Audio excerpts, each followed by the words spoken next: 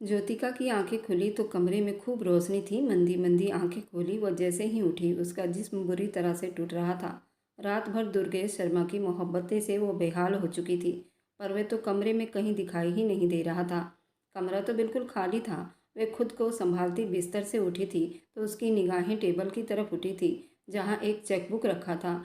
उसमें जो रकम भरा गया था, 1 करोड़ का, वहाँ चेक के साथ एक लेटर भी था। वे कांपते हाथों से वह लेटर खोलकर पढ़ने लगी। जैसे जैसे वह पढ़ती गई उसकी आंखों के आगे बिल्कुल अंधेरा छाने लगा। एकदम चक्कर खाकर वह ज़मीन पर गिर गई। इधर जीविका की रेल बनी हुई थी। आज तो देर हो गई और विवेक शर्मा तो मेरी जान ही निकाल देगा। जीविका जल्दी से बस स्टॉप पर पहुंची। आज ही उसकी गाड़ी खराब हुई थी और आज ऑफिस में मीटिंग भी थी। हे भगवान, आज बस मुझे बचा लेना। वह बस में सवार हो गई और मोबाइल पर टाइम देखने लगी। उसके पास बस 10 मिनट थे और बस ने उसे 20 मिनट में पहुंचाना था। वह जैसे ही ऑफिस में दाखिल हुई, सबने उसे बड़ी इज्जत भरी निगाहों से देखा था। जाओ जाओ, विवेक शर्मा आ गया। वह धीरे से झुकते झुमरू से पूछ रही थी, कितनी बार कहा मेरा नाम लेकर बात किया करो। मेरा नाम ऋतिक है, पर तुम हो कि बदतमीजी से बोलती हो। वह गुस्से में चिल्लाया, धीरे से बोलो, विवेक शर्मा ही बहुत है दहाड़ने के लिए, समझे। वह उसे ठंडा करती हाथ के इशारे से आवाज़ धीमी रखने को बोलती मुस्कुराई थी, तुम्हारी ये जो हंसी है ना, अंदर जाओ फिर तुम्हें पता चलेगा विवेक शर्मा कितना गुस्सा कर रहा है। ऋतिक ने उसको अच्छा खासा डरा दिया था। जीविका, कहाँ रह गई तुम? मीटिंग शुरू हुए 10 मिनट से ऊपर हो गए हैं और तुम यहाँ मज़े से खड़ी हो। जल्दी जाओ, सर बहुत गुस्से में हैं। गीतांजलि ने जल्दी से उसे कहते अपनी राह पकड़ ली। उफ, हे भगवान, मुझे आज बचा लेना। वह सारी प्रार्थनाएं करती मीटिंग रूम के दरवाजे पर आहट देती अंदर दाखिल हो गई। एक पल को वहाँ चुप्पी छाई हुई थी। वह धीरे धीरे कदम उठाती एक छोटी सी मुस्कान के साथ सबको देखती सबके बीच पहुंची। सामने बैठे आदमी की शिकायती नज़रें उसी पर थी, जैसे आंखों से ही जिंदा निगल लेगा। मुझे ऐसे घूर रहे हैं जैसे पहली बार इतनी खूबसूरत लड़की देखी हो। मिस्टर विवेक शर्मा, आप वो डायमंड सेट के न्यू डिज़ाइन दिखाने वाले थे। मिसेस जागृति ने बात को चालू रखते हुए कहा। मिस जीविका, प्लीज़ फाइल दो। वह बहुत ठंडे शब्दों में कहते उसके तरफ अपना हाथ बढ़ाया। यस सर, ये रही फाइल। और इस फाइल में मौजूद डिज़ाइन को चेक करते वहाँ मौजूद सब लोगों ने उनकी वाहवाही की। जीविका ने फ़ख्र से अपने कंधे को ऊंचा किया। आखिर को उसकी दिन रात की मेहनत थी और कुछ जोड़ तोड़ का काम उसके बॉस का भी तो था, पर वह सारा क्रेडिट उसे कहाँ ले जाने दे सकता था। मिस्टर विवेक शर्मा, हमें ये डिज़ाइन बहुत पसंद आई है। आपके सारे डिज़ाइन बहुत पसंद आए हैं और ये बहुत यूनिक डिज़ाइन है। हमें आपके साथ डील करने में कोई भी समस्या नहीं हुई। श्रीमती जागृति जानी मानी बिजनेसमैन थी। उनके हस्बैंड का 2 साल पहले ही देहांत हो गया था। 36 साल की नाजुक सी औरत थी। भगवान ने उनको कोई औलाद नहीं दी थी, लेकिन दौलत बहुत दी थी। पति के बिजनेस को 4 चांद भी लगा रही थी और मिस्टर विवेक शर्मा पर कुछ ज़्यादा ही फिदा थी। मिस्टर विवेक शर्मा मुस्कुराए और ये मुस्कुराहट कुछ लोगों के लिए ही होती थी। उसकी ये मुस्कुराहट जीविका जानवी को तो उस वक्त जहर लग रही थी। मीटिंग का कार्यक्रम समाप्त हुआ तो मिस जीविका मेरे ऑफिस में आइए। अब वो बाकी सबसे एक्सक्यूज़ करता, जीविका से कहता वहाँ से बाहर निकल गया। अब तो मेरी सामत आ गई। मजाल है कि ये विवेक शर्मा कभी खुश हो जाए। वह दबे दबे कदमों से विवेक शर्मा के ऑफिस में दाखिल हुई। मिस जीविका, आपको कोई एहसास है कि आपकी वजह से आज की मीटिंग पूरे 10 मिनट लेट स्टार्ट हुई है? वह बहुत गुस्सा और तेज आवाज़ में बोला। सर, मीटिंग कामयाब भी तो मेरी वजह से हुई है ना। और वह खुद की तारीफ करती बोली तो विवेक शर्मा झट से बोला, आपकी वजह से कामयाब हुई है, बाकी यहाँ क्या सब झक मारने आते हैं? वह उससे सारा क्रेडिट लेता आग बबूला हुआ। सर, आप इस कंपनी के बॉस हैं, ये तो आपको ध्यान रखना चाहिए ना कि ऑफिस में ऑफिस के लिए कौन सबसे ज़्यादा अच्छा काम करता है। प्लीज़ अपना मुंह बंद रखो। मिस्टर विवेक शर्मा ने उसे दांत चबाते टोका था। ओके सर, वह भी अच्छी बच्ची की तरह सर झुकाए मुस्कुरा दी। मैं आपकी ये लापरवाही और एटीट्यूड बिल्कुल बर्दाश्त नहीं करूँगा। आपको वक्त की कीमत का पता होना चाहिए। हर हाल में समझिए आप। वह मीटिंग की कामयाबी के बाद भी उस पर भड़क रहा था। बहुत ही खड़ूस बंदा है ये विवेक शर्मा। तारीफ का तो एक शब्द बोल नहीं सकता, लेकिन बेइज्जती करने के लिए हर वक्त तैयार रहता है। वो नितिन के बच्चे, 1 कप कॉफ़ी लेकर आ। अपनी सीट पर बैठी पियून को बोली, जो अभी शायद 15 साल का लड़का था। उसको नितिन का बच्चा कहने पर वह अच्छा खासा चिढ़ गया था। करीबन ऑफिस में मौजूद सब लोगों की उसने अलग अलग नाम रखे हुए थे और सभी उसके इस बात पर उससे बहुत चिढ़ते थे, पर वह फिर भी बाज नहीं आती थी। मैं नितिन नहीं हूँ, शादी नहीं हुई मेरी और बच्चे भी नहीं हैं, तो मुझे नितिन कहकर ही बुलाया करो मैडम। वह उसके सामने टेबल पर कॉफ़ी रखता चिढ़कर बोलता वापस मुड़ा। लो जी बॉस तो बॉस, यहाँ प्यून के भी पर लगे हैं। मैंने कोई इसके लिए गाली निकाली है जो मुंह बना रहा है। वह लैपटॉप खोले उस पर सारे डिज़ाइन को अब मर्ज कर रही थी। काफ़ी दिमाग खपाई का काम था और उस बीच में 3 कॉफ़ी के मग वो पी चुकी थी। नितिन एक कॉफ़ी का मग और लाओ और फिर से लैपटॉप पर नज़रें जमाई वहीं से लंबी लंबी बातें छोड़ रही थी। ऑफिस के दरवाजे से निकलते मिस्टर विवेक शर्मा ने उसकी हाँकी हुई आवाज़ सुनी थी और उसका ये फिजूल एटीट्यूड तो विवेक शर्मा को बहुत गुस्सा दिला रही थी। सब विवेक शर्मा को देखते अपने अपने कामों में जुट गए थे। हाँ, यहाँ कॉफ़ी रख दो। मिस्टर विवेक को नितिन समझती बिना उसके तरफ देखती बोली, जीविका ये आपके बाप का होटल नहीं जहाँ आप यूं बैठकर जाहिलों की तरह अपनी बकवास करेंगी। अचानक से विवेक शर्मा की आवाज़ सुनती वह सर उठाकर उसको देखने लगी और फिर झट से उठ खड़ी हुई। सब तरफ सन्नाटा छा गया था। ये ऑफिस है और ऑफिस में तमीज़ और लिहाज रखकर काम किया जाता है और मैं आपको लास्ट वार्निंग दे रहा हूँ, अपना एटीट्यूड चेंज कर लो। और नितिन, उनकी कॉफ़ी आज के बाद से बंद है। वह सख्त गुस्से भरी नज़रों से जीविका को घूरता वहाँ से आगे बढ़ा। आपकी सारी बातें ठीक हैं लेकिन मैं फिर भी सॉरी नहीं बोलूँगी। उसका सब थोड़ा धीमा था, सिर्फ एक बात गलत थी। अब की बार थोड़ा वह नॉर्मल हुआ। मेरे पापा इस दुनिया में नहीं हैं और जब पिता मर जाते हैं तब सबसे ज़्यादा कमी बेटियों को ही महसूस होती है। वह दुखी दिल से बोलती सबको दुखी कर गई। आइंदा आपको शिकायत का मौका नहीं मिलेगा। वह अपनी बात कहते बहुत चुप्पी से वापस अपनी सीट पर बैठी अपना काम करने में मगन हो गई। विवेक शर्मा ने एक नज़र उसे देखा जो अपने आंसू अपने अंदर उतारने की नाकाम कोशिश करती लैपटॉप पर नज़रें जमाए हुई थी। वह सर झटकता वहाँ से चला गया। लेकिन अब वहाँ एक और चुप्पी का राज था जो अब शायद हमेशा रहने वाली थी। घर के अंदर दाखिल हुई तो 6 साल के तरुण ने भागकर उसे गले से लगाया था। मैंने आपको बहुत मिस किया, ये देखिए मुझे स्टार मिला है। वह 6 साल का बच्चा खुशी से जीविका को बता रहा था। अरे वाह, ये तो बहुत बड़ा है, बिल्कुल आसमान पर नजर आने वाले स्टार की तरह है। यस आंटी, बट वह तो साइन करते हैं, ये तो साइन नहीं कर रहा। तरुण ने मुंह बनाते हुए कहा। हाँ, इस पर जब कलर करेंगे ना तो ये भी वैसे ही साइन करने लगेगा। और उसका गाल चूमती बोली, मम्मी कहाँ हैं? अब ज्योतिका का वह पूछ रहा था। वह तो रूम में है, किसी से मोबाइल पर बात कर रही हैं। वह मुंह बनाते बोला, शायद कोई ज़रूरी बात हो। चलो आ जाओ, हम किचन में चलते हैं और देखते हैं खाने में आज दीदी ने क्या बनाया है। एक बाउल से पनीर उठाकर चेक करती चेहरे पर स्माइल ले आई। ओहो, कढ़ाई पनीर, अब तो मुझे सही में भूख लगी है। वह उसे अपने साथ चेयर पर बिठाती खाना खिलाने लगी। बातों बातों में उसे पेट भरकर खाना खिला चुकी थी। सॉरी बच्चों, मेरी मीटिंग कुछ ज़्यादा लंबी हो गई। ज्योतिका ने बाहर आते डाइनिंग टेबल पर बैठते दोनों से माफ़ी मांगी। कोई बात नहीं, अब तो हमें आदत पड़ गई है, आप तो हमेशा ऐसे करती हैं, जीविका ने रूठे हुए अंदाज में कहा। तरुण ने झट से कहा, नहीं मेरी माँ बहुत प्यारी है, मेरी जान। ज्योतिका ने उसके गाल पर प्यार किया। क्या बात है, आज मेरा लाउड स्पीकर कुछ ज़्यादा उदास उदास लग रहा है, कोई बात हुई है क्या? ज्योतिका आज जीविका को मामूली से हटकर चुप देखती पूछ बैठी थी। मुझे क्या होना है, वह जो हमारे ऑफिस का बॉस खड़ूस आदमी विवेक शर्मा। ज्योतिका ने उसकी बात सुनी और मुस्कुराई तो ज्योतिका ने गहरी सांस भरी। बस जब देखो मेरी हर बात में नुक्स निकालता रहता है, मजाल है कि तारीफ का कोई एक शब्द भी बोल दे। अब कल मेरी वजह से मीटिंग बिल्कुल कामयाब रही, इतना फ़ायदा हुआ, लेकिन फिर भी जीविका ही बुरी है। और इतना बड़ा प्रोजेक्ट मिलने की खुशी में विवेक शर्मा ने मेरी कॉफ़ी ही बंद करवा दी। अब वो उसकी शिकायतें कर रही थी। ओहो, ये तो बहुत बड़ा जुल्म है। बिना कॉफ़ी के तो जीविका तो हिल भी नहीं सकती और चल भी नहीं सकती। वह विवेक शर्मा तो अपनी कंपनी के साथ जुल्म करेगा। खैर मैं कौन सा कम हूँ, मैंने भी जुगाड़ निकाल लिया है। जीविका शैतानी हंसी हंसती उठी थी और ये हंसी तो ज्योतिका के जीने की असल वजह थी। वरना जो कुछ ज़िंदगी में वह खो चुकी थी उसे यही लगा था वह दोबारा कभी जी नहीं पाएगी। पर उसकी ज़िंदगी ही जीविका और तरुण थे। वह मुस्कुराकर सुकून का गहरा सांस भर गई। इधर ऑफिस में मिस जीविका, ये क्या है? पुलकित शर्मा ने हैरानी से उससे पूछा, जो थर्मस एक साइड पर रखती मज़े से अपनी सीट पर बैठती। बड़ा थर्मस आपको नज़र नहीं आ रहा? बंटी के पापा, पुलकित शर्मा के बेटे का नाम बंटी था। उनकी वाइफ उन्हें बंटी के पापा ही कहकर बुलाती थी और एक बार उनके घर दावत पर जाने पर सबको ये बात पता लग गई थी। बाकी किसी ने ये खास रिएक्ट नहीं किया, लेकिन जीविका से वह बच न सके। अब जब भी उनसे बात करती बंटी के पापा कहकर ही बुलाती थी और वो बहुत गुस्सा खाकर रह जाता। हद में रहा करो, मुझे मेरे नाम से बुलाया करो आप मिस जीविका। वह अपना चश्मा ठीक करते हुए गुस्से भरे अंदाज में बोले, तो मुझे क्या ज़रूरत है आपको बुलाने की? आप ही यहाँ मेरी गलतियाँ निकालने पहुँच गए थे। वे मज़े से थर्मस में से कॉफ़ी निकाल रही थी तो मिस चमचे, इसका मतलब मिस जीविका घर से ही अपनी कॉफ़ी लेकर आई है, सुना सबने। क्योंकि ऑफिस के तरफ से तो इनकी कॉफ़ी बंद हो गई है। पुलकित जीविका के टेबल के पास आते उसका मजाक उड़ाते गुस्से से भरे शब्दों में कहा।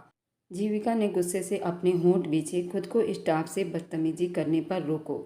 सबसे यहाँ बदतमीजी करती हो, सबके अलग नाम रखती हो। ऋतिक सर, ऋतिक उस ऑफिस का मैनेजर था। मैं कुछ अलग नहीं कहती, मैं उनसे उन्हीं के ज़ुबान में बात करती हूँ। तो विवेक शर्मा को मेरा एटीट्यूड नज़र आ जाता है, लेकिन इन सब की जुबान नज़र नहीं आती। वह मुंह ही मुंह में बड़बड़ाती ऋतिक के तरफ मुड़ गई। अगर आपकी बकवास ख़त्म हो गई है मिस्टर ऋतिक, तो आप यहाँ से जा सकते हैं, मुझे बहुत काम है। वह मुस्कुराकर कहती, हर शब्द गुस्से से बोली। बहुत बदतमीज लड़की है। वह गुस्से से पैर पटकता वहाँ से अपनी जगह पर जा बैठा और नितिन के बच्चे पानी पिला। अचानक से जीविका ने नितिन को छेड़ा। वह जो हैरानी से ये सब समझाने की कोशिश कर रहा था, जीविका ने उसे बुरी तरह से चौंका दिया। लगता है सर से कहकर आपकी कॉफ़ी के साथ पानी भी बंद करवाना पड़ेगा, नितिन ने दांत पीसते हुए कहा। हाँ हाँ, बंद ही करवा देना प्लीज़, मैं फिर प्यासी मर जाऊंगी। वह एक्टिंग करते खिलखिलाकर हंसती थी। तभी विवेक शर्मा की एंट्री हुई। सभी अलर्ट होकर बैठे थे। विवेक शर्मा जीविका के पास से जाते एक उचटती निगाह उसके टेबल पर डाली और माथे पर बल डाले अंदर अपने केबिन की तरफ बढ़ गया। और थोड़ी ही देर में नितिन की वहां एंट्री हुई। उससे जीविका की कॉफ़ी का सवाल हुआ तो उसने एक की चार लगाकर विवेक शर्मा को बताया और फिर जीविका को बुलवाया गया। सर, वो बिल्कुल नॉर्मल अंदाज में विवेक शर्मा के सामने खड़ी थी। किसकी परमिशन से आप घर से कॉफ़ी लेकर आई हैं? सर, कॉफ़ी नहीं, ये कॉफ़ी का थर्मस है। मतलब ये जो जग की तरह होता है ना, बाहर से ठंडा अंदर से गर्म, उसमें। मैंने आपसे जो पूछा पहले उसका जवाब दो। वह अपना होंठ भींच गया। सर, अब आपने ही मना किया है, ऑफिस से कॉफ़ी नहीं मिलेगी तो। वह मुंह बनाते बोली, मिस जीविका, ऑफिस में बैठकर कॉफ़ी पीना अलाउड नहीं, ये मैंने कल सबको साफ साफ कह चुका हूँ। वह अपनी बात पर जोर देता उस छोटी सी लड़की को देख रहा था जो ज़रूरत से ज़्यादा ही जुबान चलाती थी। सर, फिर तो मुश्किल हो जाएगी, बिना कॉफ़ी के तो मेरा दिमाग भी नहीं चलता, और कॉफ़ी नहीं पीऊँगी तो काम कैसे करूँगी?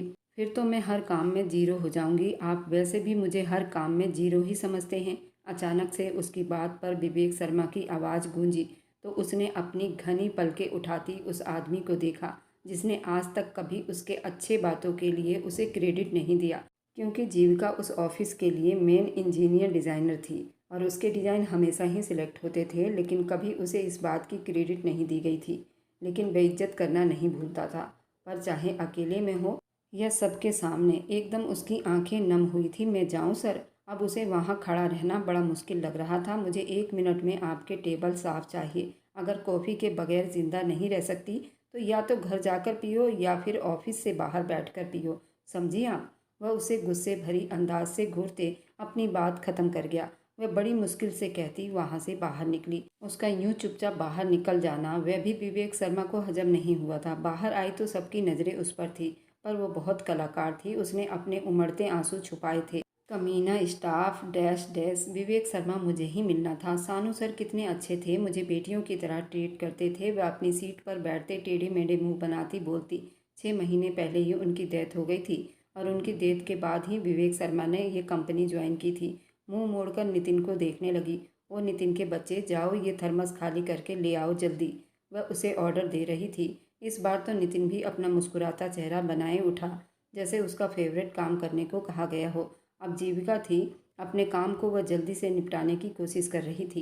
इतना रायता फैला रही थी, खुद पर सब्र करते हुए छुट्टी के टाइम जल्दी निकलकर खड़ी हुई। घर जाते सबसे पहले कॉफ़ी पी ताकि कुछ दिमाग खुल सके। कुछ काम उठाकर वह घर पर ले आई थी। अब रात भर बैठकर वह काम करती रही। सुबह ऑफिस से फिर से लेट हो गई। विवेक शर्मा ने फिर से उसकी क्लास लगाई थी। उसकी ज़िंदगी बस कॉफ़ी, काम और विवेक शर्मा की डांट उसके आसपास ही घूमती रहती थी कि एक दिन उसकी ज़िंदगी में एक बवाल आया, जो उसके ऑफिस में एक नए मेंबर की बढ़ोतरी हुई, मिस्टर उज्जैन। वह अपने पापा की पोजीशन पर आया था। उसके पापा को हार्ट अटैक की प्रॉब्लम थी। अब वह और ज़्यादा कंटिन्यू काम नहीं कर सकते थे और घर का खर्चा भी उन्होंने ही संभालना था, तो उन्हीं के रिक्वेस्ट पर उनके बेटे उज्जैन को जॉब दी गई थी, जो जीविका को एक आंख नहीं भाता था। उसके देखने का अंदाज भी आवारा लड़कों जैसा था, बात करने का भी। पहले स्टाफ क्या कम खराब था जो अब ये और नमूना आ गया। बस इसी की कमी थी। जीविका कैसी हो, अभी वे आकर बैठी ही थी कि वह उसकी सीट के पास खड़ा हुआ। वैसे ही जैसे कल थी, जैसे परसों थी, मैं बदलती नहीं मिस्टर उज्जैन, वह उसे गुस्से से मुस्कान के साथ कहती अपना लैपटॉप ऑन कर गई।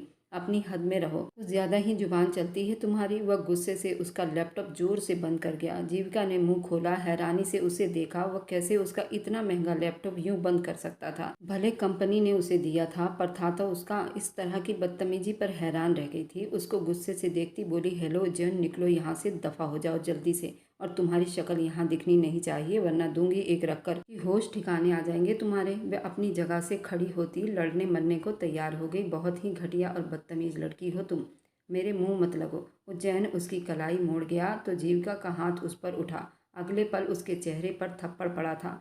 सबके चेहरे पर सन्नाटा छा गया और कुछ ही देर में उन दोनों को विवेक शर्मा के ऑफिस में बुलाया गया। दोनों ही उसके सामने खड़े थे। उज्जैन बुरी तरह से गुस्सा कर रहा था। उसे एक लड़की ने पूरे ऑफिस के सामने थप्पड़ मारा था। उसकी इज्जत का सवाल था। वह किसी हाल में उस लड़की से बदला चाहता था। मिस जीविका, आपने उज्जैन को थप्पड़ क्यों मारा? आपका दिमाग खराब हो गया है? पहले तो बातों की हद तक आपने सबको तंग कर रखा है। यह आपकी शिकायत पहले ऑफिस में आ चुकी है, लेकिन अब आपने हाथापाई शुरू कर दी है। सर, गलती इसी की है। वह सर झुकाए तेज शब्दों में बोली, गलती क्या है? क्या इस सब के बावजूद आपको लगता है आपको उन पर हाथ उठाना चाहिए था? जी सर, वह दांत पीसते बोली।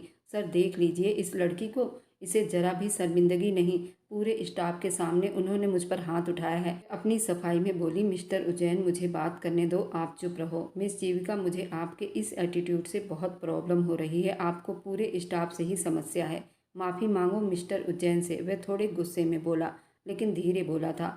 सर, उन्होंने जो किया उन्हें एक नहीं 100 थप्पड़ मारने चाहिए थे। कृपा है भगवान की, मैंने एक ही मारा है। मिस जीविका वह गुस्से से अपनी जगह से उठ खड़ा हुआ। उसकी आवाज़ में बहुत तिलमिलाहट थी। वह फिर कमरे में हाथ बांधे सर झुकाए खड़ी हो गई। माफ़ी मांगो जल्दी, वह बॉस के एटीट्यूड में बोला। जीविका ने एक नज़र उज्जैन को देखा, जो गुस्से से उसे ही घूर रहा था। उसे देख रहा था। नहीं मांगूंगी सर।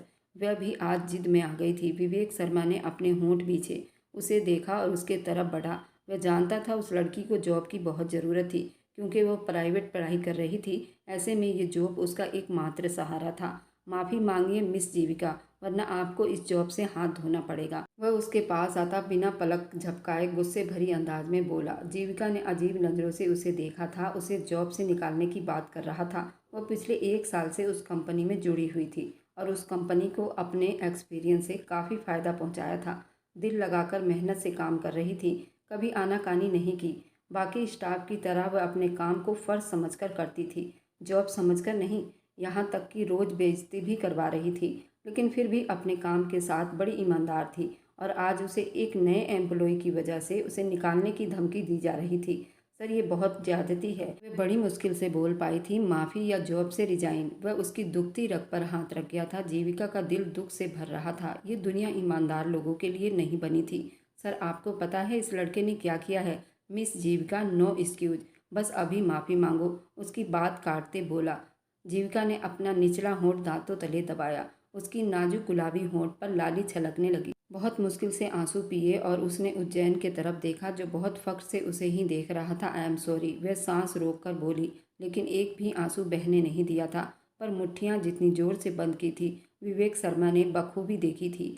थप्पड़ उसके सामने मारा, पर सॉरी यहाँ अकेले में। खैर, सर की वजह से मैं चुप हो गया। उनकी बहुत इज्जत करता हूँ, कोई बात नहीं। Ujjain, you go now. उसकी लंबी चौड़ी भाषण पर विवेक शर्मा ने बिना उसके तरफ देखे वहाँ से जाने को कहा, क्योंकि नज़रें तो सामने खड़ी उस नाजुक सी लड़की पर थी, जो किसी भी वक्त आंसू छलकाने को तैयार बैठी थी। वह चुप से बाहर चला गया तो जीविका ने भी कदम दरवाजे की तरफ बढ़ाए, तो विवेक शर्मा ने उसे रोका। वह आंसू हलक में ही उतार गई। लास्ट वार्निंग है, आज के बाद अगर आपकी कोई भी शिकायत आई तो बिना वार्निंग के इस ऑफिस से बाहर निकाल दूंगा। उसकी बात सुनती बिना कुछ कहे हाँ में सिर हिलाती बाहर निकल गई। जहाँ उज्जैन फकर से सबको बता रहा था जीविका ने उससे माफ़ी मांगी है। अगर माफ़ी ना मांगती तो जॉब से निकाल दिया जाता।